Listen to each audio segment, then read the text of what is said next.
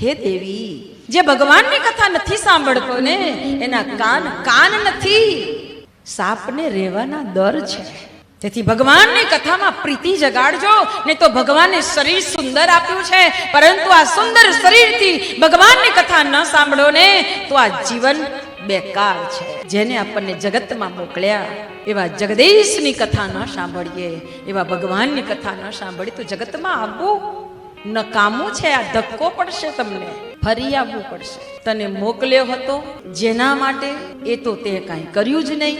ફરી ધક્કા જ ખાવા પડે.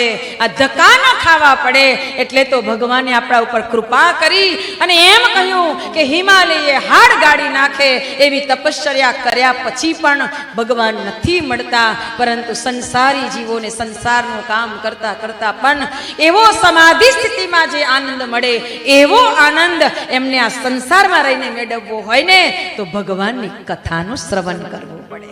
ભગવાનની કથા જે સાંભળે એને અતિ હૃદયમાં આનંદ પ્રગટ થાય.